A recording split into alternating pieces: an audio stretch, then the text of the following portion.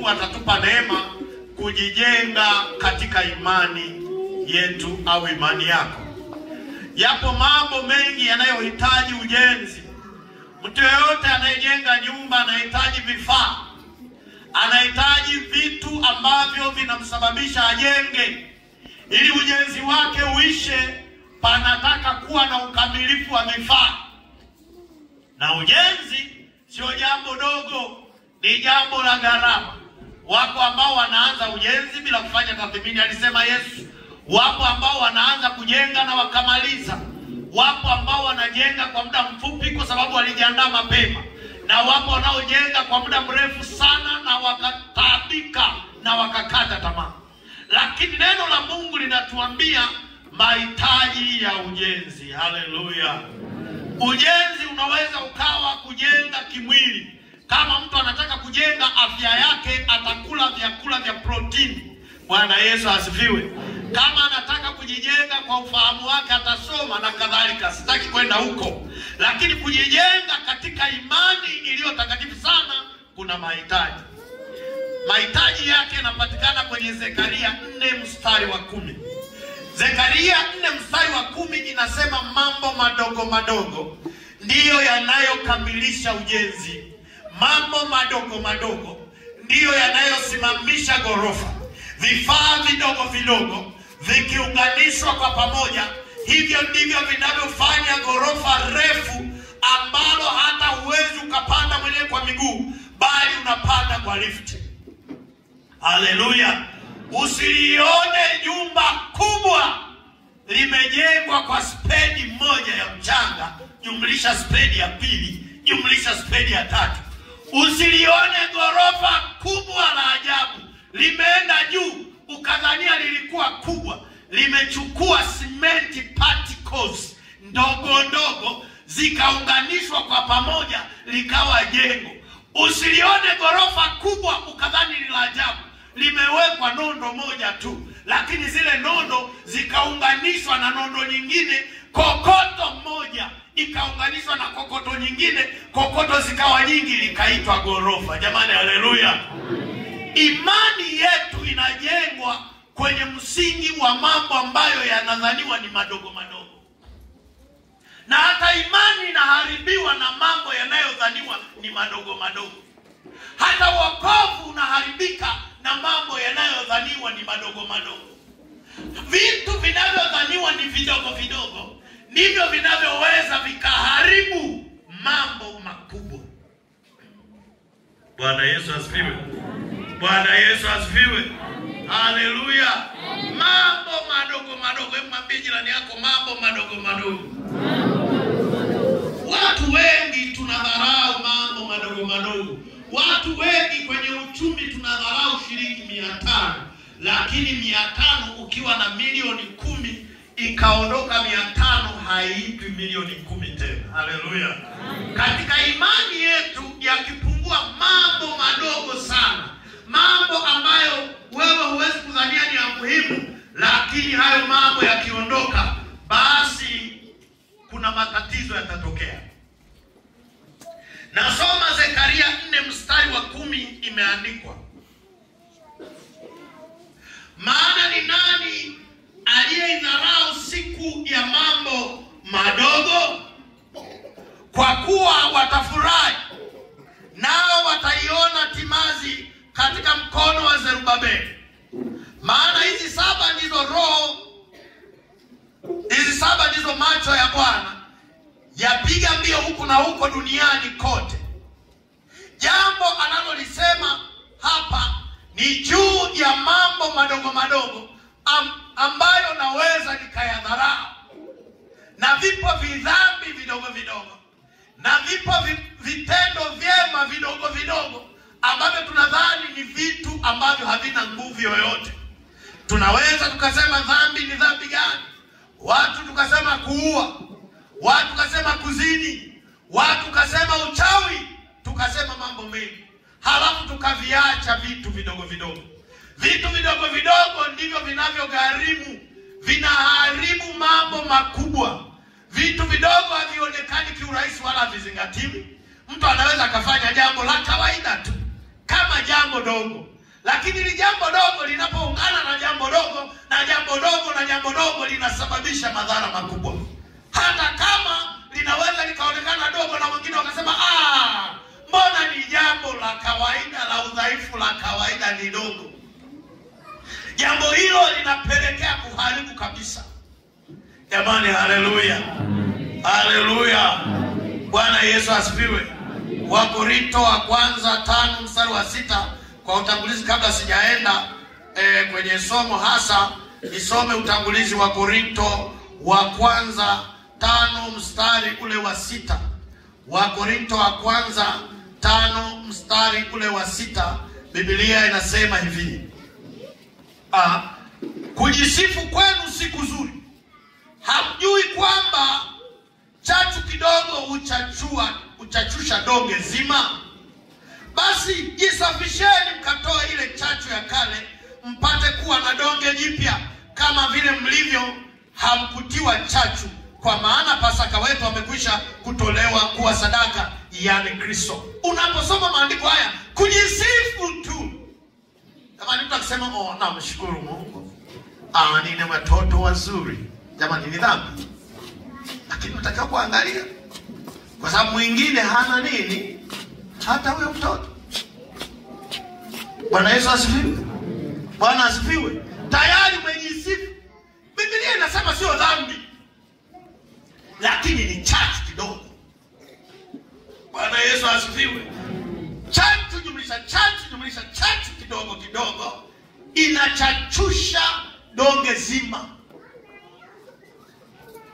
Kujijenga kwenye imani yetu kunataka basi unachokiunganisha kujisifu kidogo, kujisifu kidogo, kujisifu kana kuitwa majivuno. Ni kujisifu, sio dhambi. Kukiendekezwa, haleluya, kukiendekezwa baadaye kujisifu kunaitwa majivuno. Bwana asifiwe. Baadaye mtu huyu anakuwa hajengi imani yake, ila anajenga kwenye upande wa pili. Japo haikuwa dhambi sana, Biblia inasema chachu kidogo tu. Bwana Yesu asifiwe. Kujisifu kokote huwa baadaye kuna haribu, japo si dhambi ya ajabu. Bwana Yesu asifiwe. Bwana Yesu asifiwe. Mwambie jirani yako umependeza, lakini usijisifu. Asija kahama sisi aliyokaa akasema hapa sio sehemu salama kwangu. Bwana Yesu asifiwe. Sehemu ambazo huweza kubomoa kabla sijaenda kujenga imani yetu, mawazo madogo mabaya. Andika mawazo namba 1. Ziko sehemu 3. Mawazo madogo ila mabaya. Mawazo madogo sio dhambi, haiko dhambi kwa kutolea msana, lakini unawaza. Ya pili, matendo madogo yakiwa mema au mazuri yanajenga au kubomoa. Hebu nisome basi kidogo sehemu ya Matendo. Petro wa pili 2 mstari wa 8. Kabla sijaenda kwenye somo langu sana, nisomee msomaji Petro wa pili 2:8. Soma. Petro wa pili sura ya 2 mstari wa 8. Maana mtu huyu mwenye haki akikaa kati yao, kwa kuona na kusikia, alijitesa roho yake yenye haki siku baada ya siku, kwa matendo yao yasiyo na sheria. Nimeishia tu hapo. Siku baada ya siku ninapokaa na mtu mwenye matendo mabaya, sitendi ila nabomoa imani yangu. Bwana asifiwe. Biblia inasema kitendo cha mtu mmoja anakuwa anasema waganga kienyeji. Waganga kienyeji wanasaidia sana. Kumsikiliza mpumbavu kama huyu, unaweza kaona kama sio kosa, lakini siku kwa siku unapomsikiliza unaharibikiwa bila kujua. Kidogo namsikiliza, anasema kwani unafikiri ni jambo la kawaida mimi hapa usinione? Ni waganga tu, Mungu asaidii kitu. Unapomsikiliza siku leo anasema, kesho anasema, kesho kutwa anasema, tena anasema na tena, anakuwa siku kwa siku anakutesa, na mwisho wa mateso yakizidi huwa ni kifo. Bwana asifiwe. Biblia inasema kwamba wakawa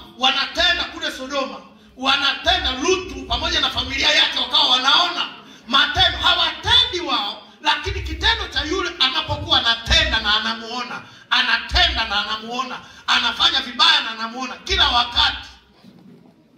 Kitendo hicho kinamuua.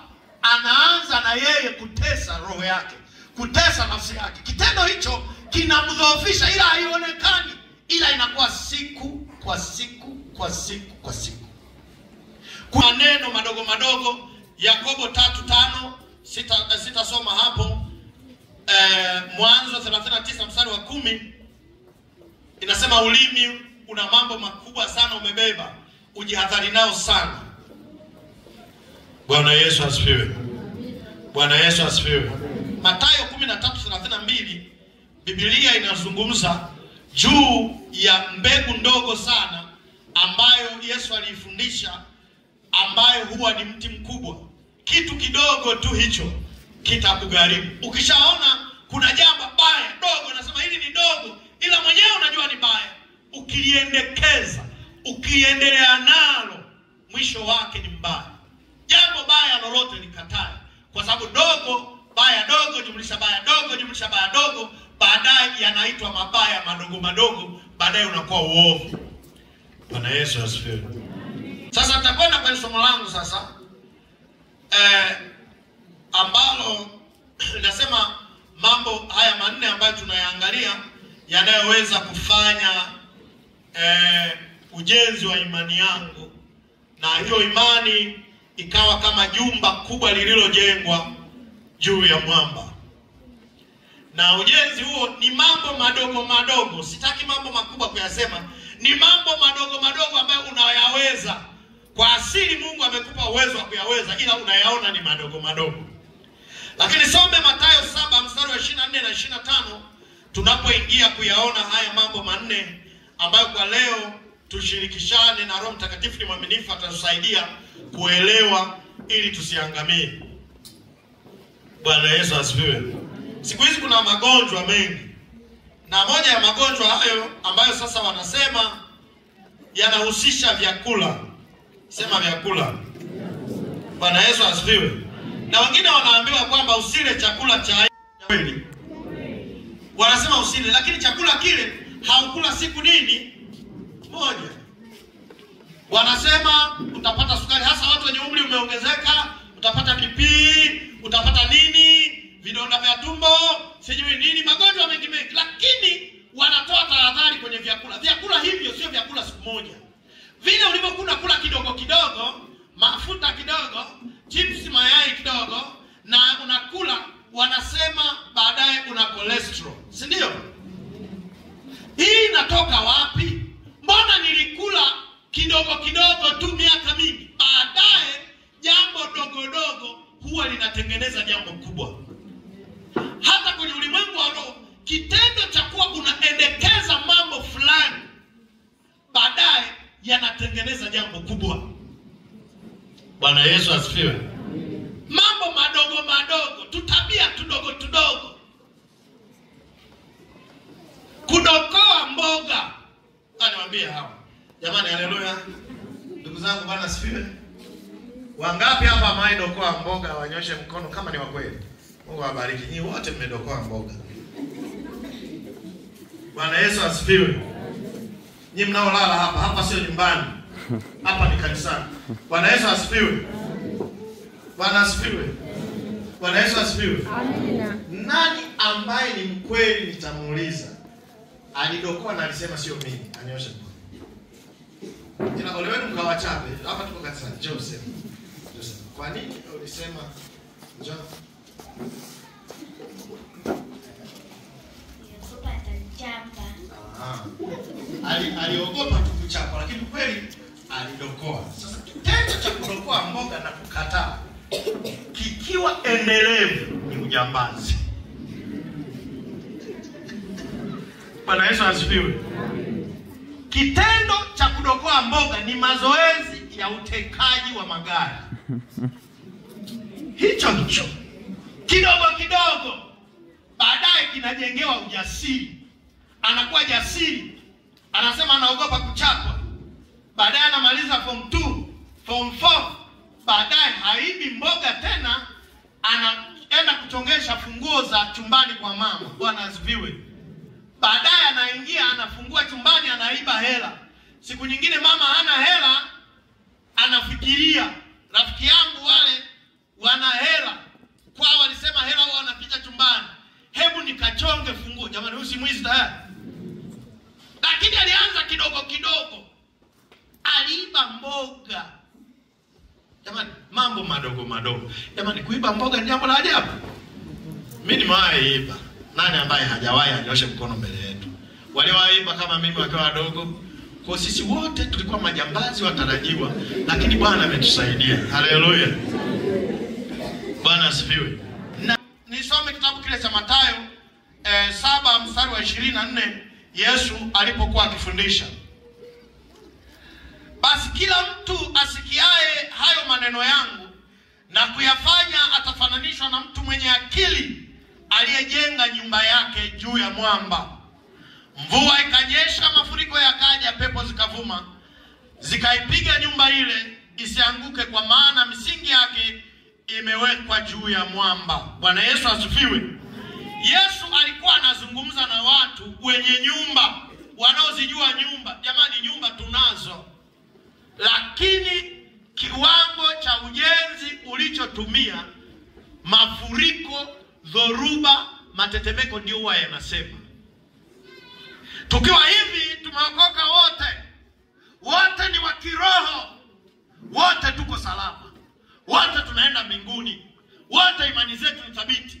Lakini yakija mafuriko na matetemeko, huwa yanaongea kwamba hii ujenzi wa imani haukujengwa juu ya Kristo. Ujenzi wa hii imani. Haleluya. Jamani, nyumba si ni nyumba? Nyumba ni nyumba. Ujenzi wa imani yetu hauwezi kudhibitika au kuwa wa maana sana hata sasa hivi ninapoongea. Haleluya. Hata ninapoongea sio wa maana sana.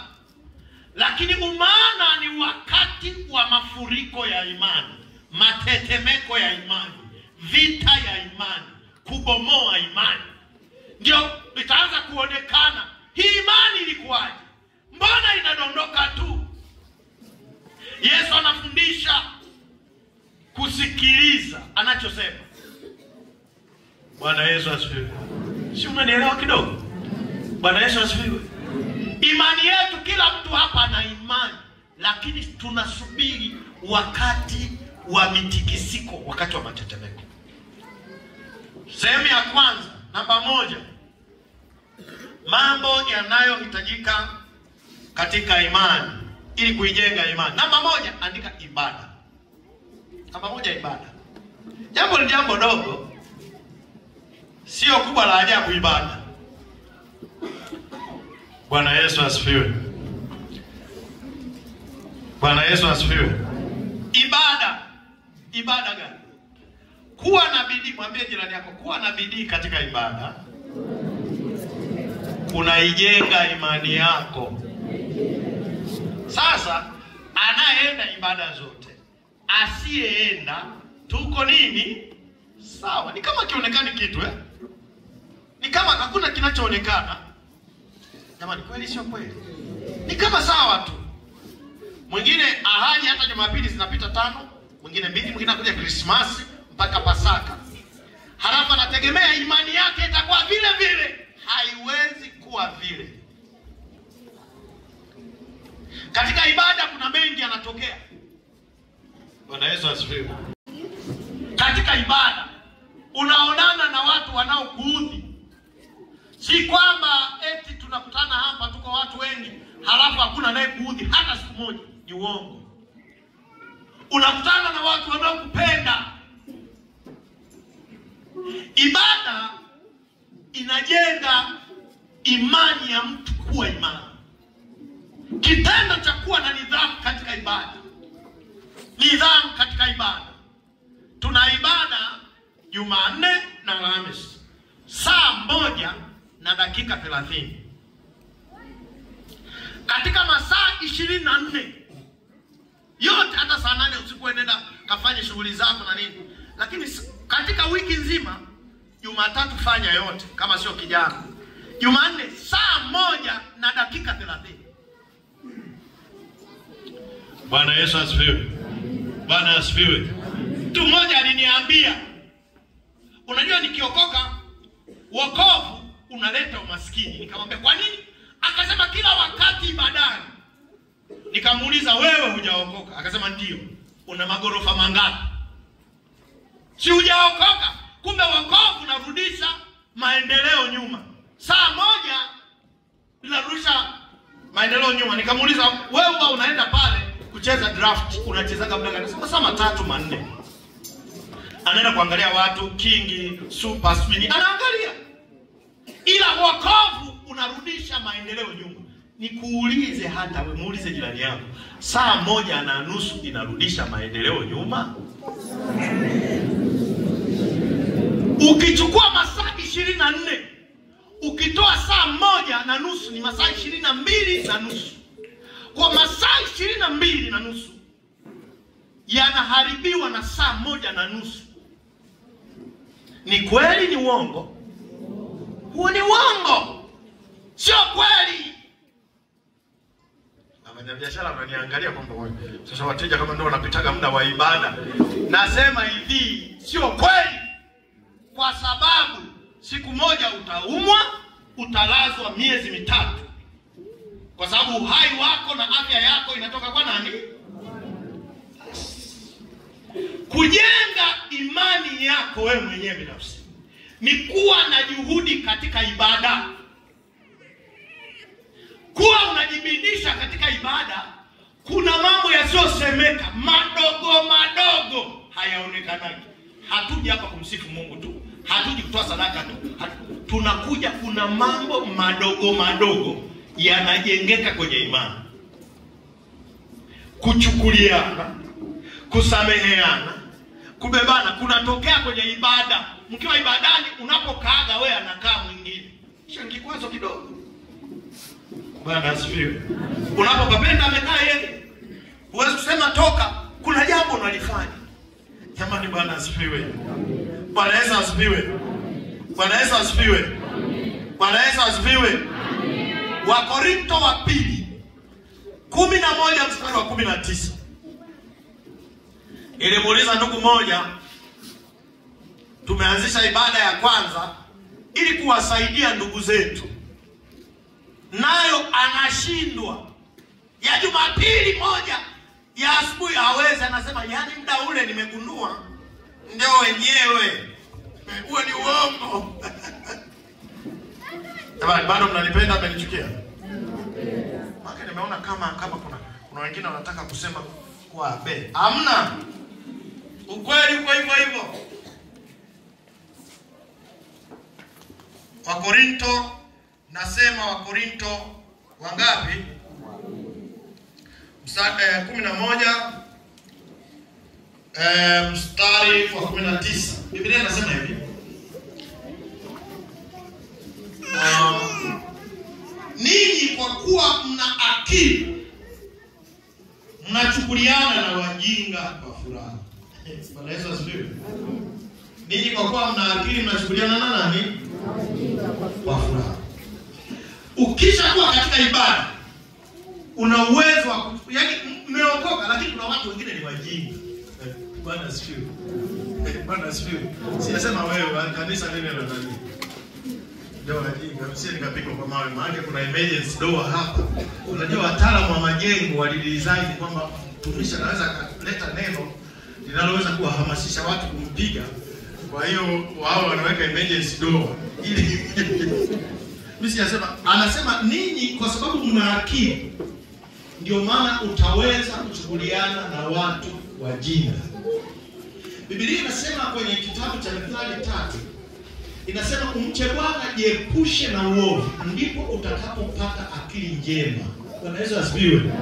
Akili njema, akili nzuri inatokana na kumcha Bwana, kumwabudu. Ibada ndio inaleta akili nzuri. Ndio maana mtu akikukosea unaweza kuwa unacheka naye.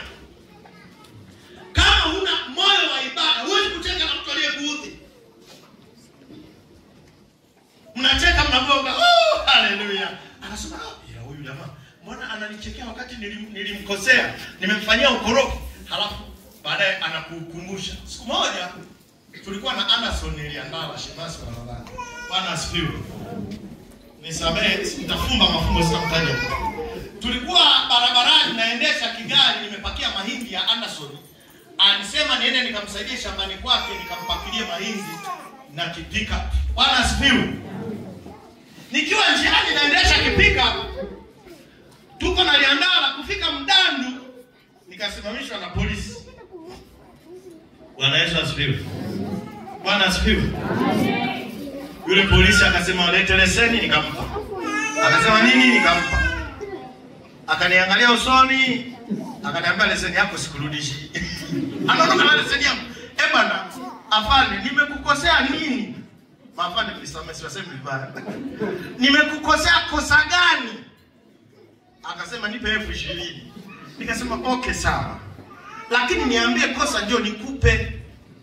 Akasema basi leseni yako utachukua, utamfuata sijui nani, akamtaja jina. Bwana Yesu asifiwe. Na mimi hata sikujitambulisha kama mimi ni mchungaji au nani. Akakimbia na leseni yangu. Nikaendesha gari bila leseni. Siku ya 3 akakutwa na shida nyumbani kwake ambayo inamtaka mchungaji. Na watu wakampa namba yangu. Bwana Yesu asifiwe. Wakampa namba yangu. Sasa mimi niko sehemu nasikia simu hii, namba ngeni. Na namba yake sio na halo. Mimi naitwa fulani bin fulani. Akasema wewe ndio jina lake naitwa hivi. Nikasema okay. Akasema na shida mchungaji baba. Shikamoo, shida nini? Nikasema sawa. Sema sawa. Akaja. Mungu wangu nilimhurumia. Alipokuja, unajua siku 3 sio nyingi, bado ananikumbuka na leseni hajanirudishia. Alipokuja, aliponiona akataka geuze uso. Alikuja na gari yake, akataka geuze uso. Nikamwambia karibu, usi ulinipigia. Akasema ndio. Sasa unaelewa ule ubinadamu. Sasa nilipigia simu nikasema uwe na amani. Unajua mambo mengine sisi ni binadamu. Nikasema hamna shida. Wewe ni mtu mwema, hakuna shida yoyote, uwe na amani sana. Akasema lile jambo letu. Nikasema lipi? Akasema lile nilochukua. Nikasema alafu unajua mimi nilijua imechukua mamlaka, wala sio wewe, ni mtu mzuri wa Mungu, uwe na amani. Hebu njoo kwanza tuombe kabla hatujazungumza. Nikamwombea, nikamkumbatia. Ndio akafunguka moyo. Haleluya mchungaji, yani hapa kaanza kuombea. Kama una moyo wa ibada utasema 18 zinazosemwaga ndio hizi hapa. Utaanza mashindano kama tuishi hapo. Halafu kachukua lesson. Halafu kafanyaje? Nikaenda na siku ya kwanza ukalala naye.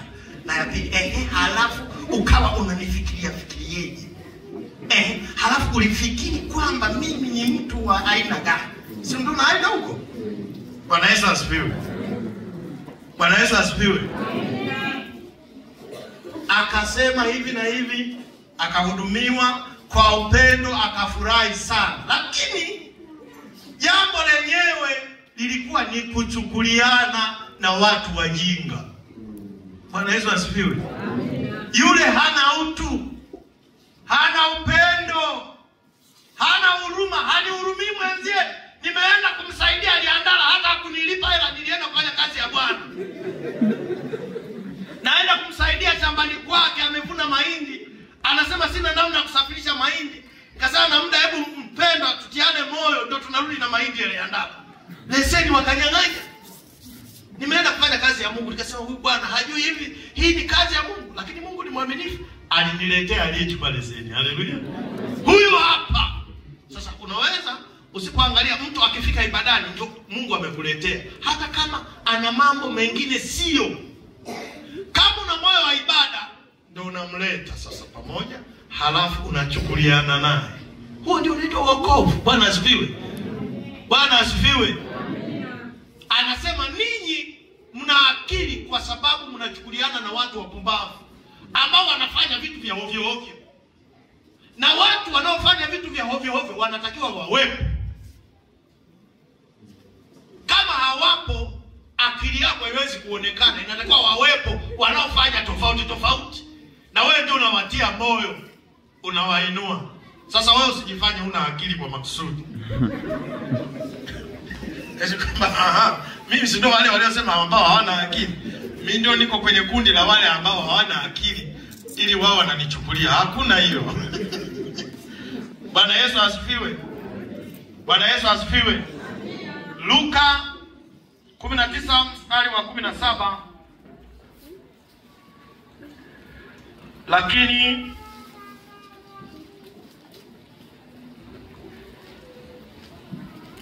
inazungumza juu ya uaminifu.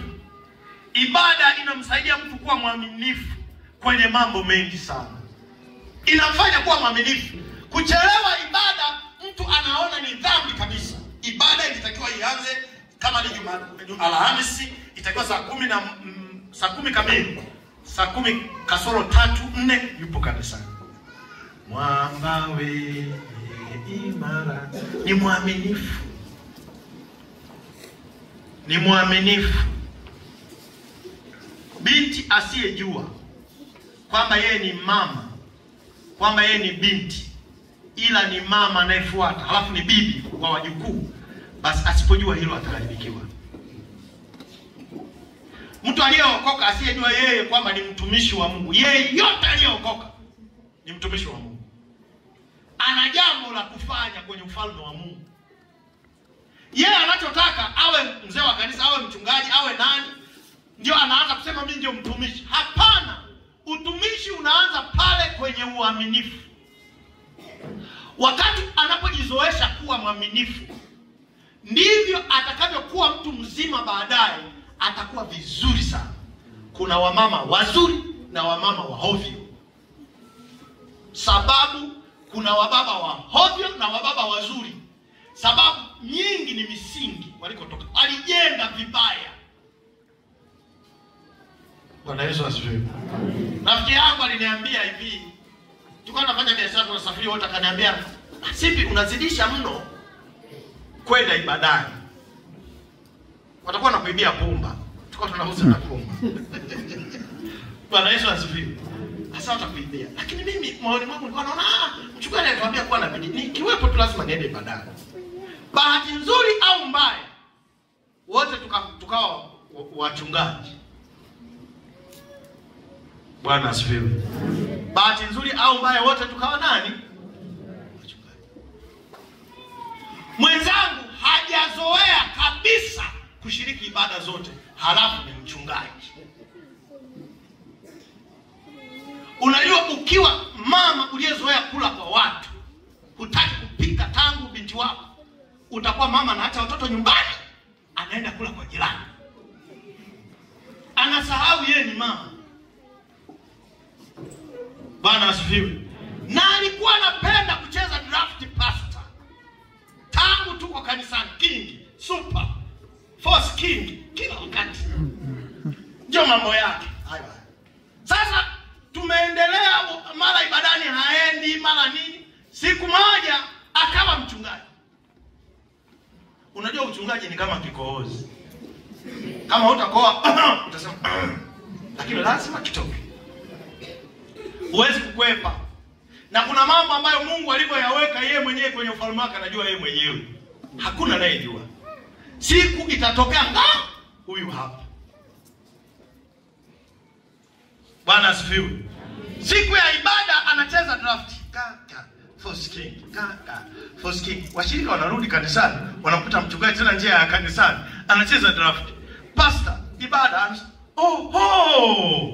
Ibrahim, ibada vipi ilikuwaje? Mchungaji ameshinda ibada, ameenda kucheza draft. Usimshangae mchungaji huyo alivyojenga tangu makuzi yake ya imani. Bwana asifiwe. Tukishaokoka, bidii ya ibada ni chakula chetu, kwa sababu kitatusaidia kwa mambo mengi sana, hasa vijana. Kwa sababu kwa kijana hujui utaamkia wapi. Bidii ni muhimu kwa sababu hujui. Bwana Yesu asifiwe. Bwana Yesu asifiwe. Mchungaji Kayala aliniambia siku moja, akasema kwamba mimi nakushauri. Na mara nyingi na mchungaji Kayala tumekuwa akinipigia simu tunaongea Kiingereza, hata kama kina super glue tunaongea. Ni siri yetu. Yeah, how are you? I'm good. How are you too? Tunaongea English. Ina tayari. Kayala akaniambia siku moja kwamba huwezi jua Kiingereza unachokilazimisha, siku moja utakuta huko unasafiri kwenda watu wasiojua habari za leo, utaongea nini? Hata water hujui water ni nini, utapata shida. Safari akawa ananichekesha akasema, bwana, kujijenga kwenye misingi ni vizuri sana. Kwa sababu Mungu alicho design kwenye kiti chake cha enzi juu ya maisha ya mtu wewe hujui, na hamkuwa wote. Kwa jambo lolote unalokutana nalo unalobidishwa kulifanya, lifanye, hujui nini kitatokea. Bwana Yesu asifiwe. Bwana Yesu asifiwe. Namba 1 nimekwambia ibada. Namba 2, maombi. Bwana Yesu asifiwe. Maombi sio lazima uje hapa. Ofisini, dukani, kazini, kiwandani unaweza kuomba.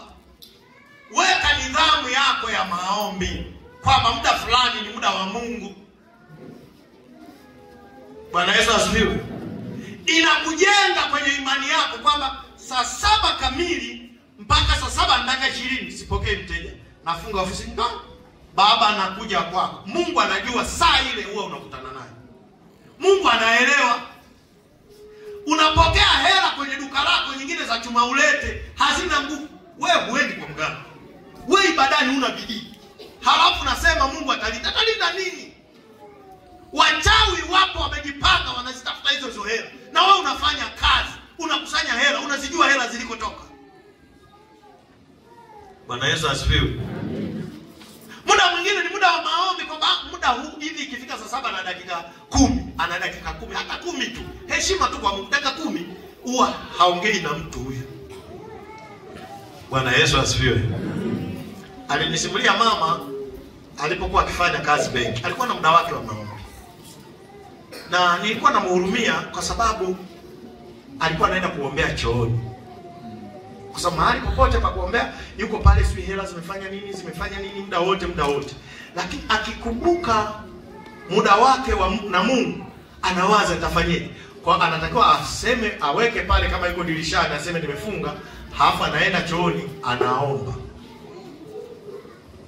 Siku moja kuna kisa kilimpata kazini. Kisa kigumu. Bwana Yesu asifiwe. Watu wakakosea fedha, wakampa nyingi yule mtu. Milioni 100 ngapi siwezi kusema. Yule mtu akaondoka na zile fedha na akazitoa kwenye account. Ziko kwa zimeingia. Akanipigia simu. Akasema, sasa mimi nageukia upande gani? Sasa Mungu naye mtumikia. Huyo mtu si anapumua, anatumia pumzi ya Mungu. Mungu wa mbinguni, tunaomba tumzibe pua kwa dakika chache ili aelewe shughuli ya leo sio ndogo. Na tulimziba. Bwana asifiwe. Tulimziba na zilirudi zote. Bwana Yesu asifiwe. Na ni mambo mengi unapokuwa na muda na Mungu, umetenga huu muda ni wako Mungu, huu sio wangu. Kwa sababu hujui dakika ya kufa kwako, kuondoka hapa duniani ni dakika ipi, siku gani. Lakini utakuwa na muda na Mungu. Ukijizoesha katika maombi, unakuwa unawasiliana na Mungu mara kwa mara. Sasa mimi nimechoka, fanya mazoezi. Haleluya. Mambo madogo, usiseme funga ofisi yako, funga kiwanda chako, funga sijui nini kwa muda wa nusu saa. Dakika 5, mambo madogo. Bwana Yesu asifiwe. Weka unachoweza, hata kusema Mungu uliniruhusu niishi hapa duniani na kushukuru kwa saa hii. Haya mambo yanayotendeka sasa hivi kwenye ulimwengu wa roho, yale ambayo ni mabaya kwangu, familia yangu, ndugu zangu, mume wangu, mke wangu, watoto wangu, Bwana naomba unitetee, niko mbele zako. Amen. Si umeomba? Ni mambo madogo, usifanye yale makubwa. Tunafunga na kuomba. Sasa tunawasha moto, wala haina haja. Muda mdogo, mchache tu, madogo. Hata Mungu anaona huyu ananiheshimu, hana nguvu nyingi, lakini ananiheshimu. Biblia inasema kwamba ingawa ulikuwa na nguvu kidogo, Ufunuo wa Yohana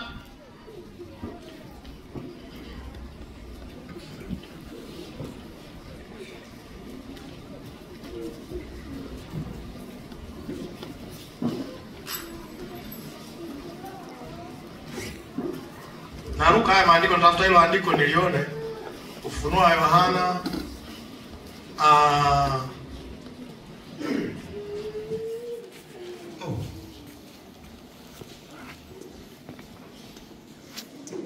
Tatu nane. Ufunuo wa Yohana 3:8 anasema ingawa ulikuwa na nguvu kidogo, hizo kidogo katika maombi. Hebu nisome Ufunuo wa Yohana 3:8. Anasema na yajua matendo yako. Tazama, nimekupa mlango uliofunguliwa mbele yako, ambao hakuna wezaye kufunga, kwa kuwa unazo nguvu nini? Kidogo. Mungu kidogo tu, nguvu hiyo kidogo. Mungu anaitaka hiyo kidogo. Wewe unajua tu Mungu, unajua niliumba Mungu, hakuna kama Mungu, basi nguvu kidogo hiyo. Wala sio ukeshe hapa mpaka asubuhi, mpaka kesho, mpaka sawa. Hizo ni nguvu nyingi, lakini kidogo, nguvu kidogo. Bwana Yesu asifiwe. Anatabiri. Anachukua mchungaji yule. Bwana anatabisha madhabahu na anapenda. Nguvu kidogo, maombi. Namba 3 kwa haraka, kutoa sadaka, kutoa kwa watu, kutoa kwa Mungu, kuwasaidia watu wengine. Ni jambo gumu sana kutoa. Lakini kutoa ni kupoteza. Kama sijapata ufahamu, ni hasara sana kutoa. Bwana asifiwe. Tunatoa sadaka hapa. Sadaka nyingine tunataka tuwape watu. Bwana asifiwe. Yaani mpe mtu shilingi 2,000, 3,000. Tu ni kutoa. Kuna mtu alikuwa Matendo ya Mitume 10 kuanzia mstari wa kwanza. Inamshughulisha Mungu au unajenga. Sio kutoa kwa maana kutoa kwa ajili ya kumpa mchungaji tu. Mimi kweli watu wengi wananipa. Bwana Yesu asifiwe. Na washukuru, Bwana wabariki sana. Sadaka zenu zimepokelewa. Lakini na kuwapa na watu wengine, Roho Mtakatifu huwa anagusa. Jana anakugusa. Unaona, yani huyu mtu najua nimpe shilingi 2,000. Jamani, haleluya. Yani kabisa Roho Mtakatifu anaongea, mpe 2,000 huyu. Mpe huyu 2,000. Niliwahi kumpa mtu siku moja, jamani. Ilikuwa hela ndogo tu, nikampa akaanza kulia. Unajua Roho Mtakatifu ni mwaminifu sana. Nikampa, ndugu ubarikiwe, akaanza kulia. Mbele ya mke wake. Unajua wanaume kulia ni shughuli, si ni sawa? Mbele ya mke wake akaanza kulia. Nini mbona unalia? Nimekukwaza. Mungu. Mwanaume analia pale TANESCO barabarani, analia. Kumbe siku hiyo walikuwa wako kwa mguu wanatembea. Wanaendelea na mke wake. Sasa hivi Kibena kweli tutafika, wana mgonjwa Kibena. Ni hapa kanisani. Bwana Yesu asifiwe. Mimi napandisha na gari. Nikawaona kuna parking pale TANESCO. Nikaona shuhudiwa, nenda peleka. Nikapaki haraka. Nikaenda mbio. Bwana asifiwe. Amen. Tuna mgonjwa sisi, nani kutoka nyumbani mgonjwa. Nikasema basi Mungu awabariki. Msiba ukaanza pale. Kumbe nauli ya kufika Kibena na kurudi wameamua kwenda kwa mguu. Tuko hapa lakini kila mtu anajua njia anayopitia. Bwana Yesu asifiwe. Inaweza ikawa mtu shilingi 1,000 ni ya kutamka kwa mdomo. Na hali hizo Mungu anaziruhusu ili tujengwe kwenye imani zetu, tuweze kuchukuliana, tuonane uthamani, tupendane. Ndio maana anamshusha huyu anampandisha. Huyu anaumwa ana 200,000. Huyu haumwi hana 100. Kwa hiyo huyu ana afya lakini huyu hana. Bwana Yesu asifiwe. Nidhamu. Kuwa na muda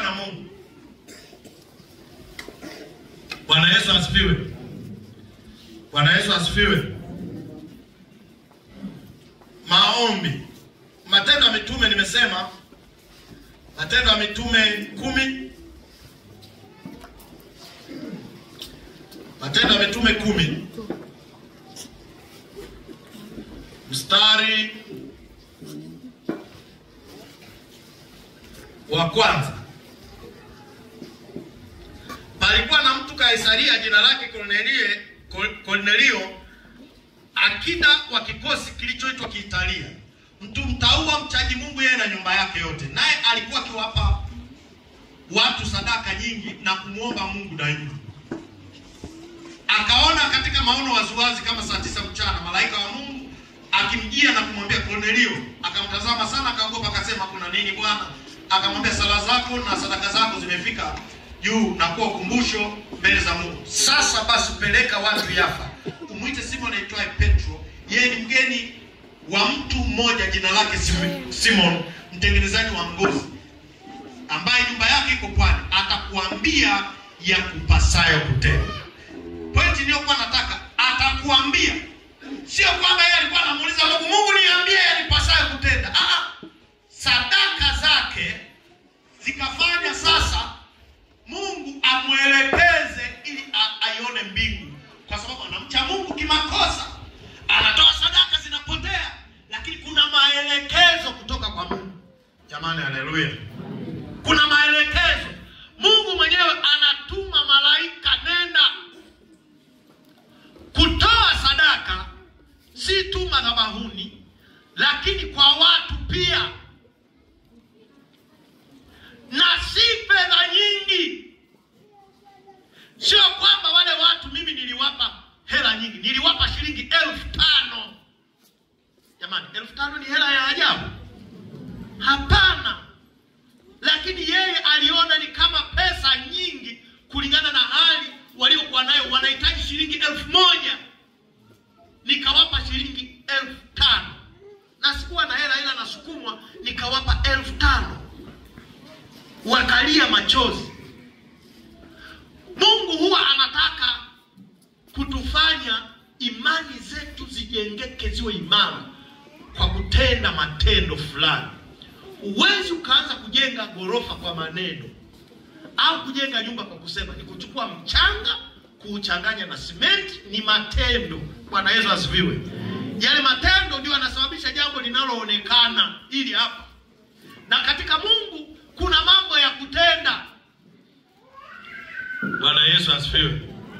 Sadaka zilimsababisha yule mwanamke aliyekufa akafufuka. Matendo 9:36 mpaka 43 kwa sababu ya muda. Si kwamba alisimama mzee wa kanisa au mchungaji akasema huyu Dorcas sasa jamani ametenda mambo. Watu walikuwa wanasema uwe. Sasa hasa pale pamesema wajane waliokuwa na hali mbaya alikuwa anawashonea mavazi. Kwa watu walikuwa wanasema jamani yule mtu tutampata wapi kama yule? Bwana Yesu asifiwe. Wakaenda mpaka Yafa, wakaenda kumuita Petro. Na haya yanatokea kwa sababu sadaka amepeleka kwa watu, amewapatia. Haleluya. Amempa mtu. Sio kwamba tunatoa tu sasa tunatoa. Tunatakiwa tuwe na utaratibu. Bwana asifiwe. Na Mungu alikuwa ajabu. Kuna kitu utaona moyoni kabisa nitakiwa utoe. Uwezi kuacha, ukiacha unajisikia vibaya.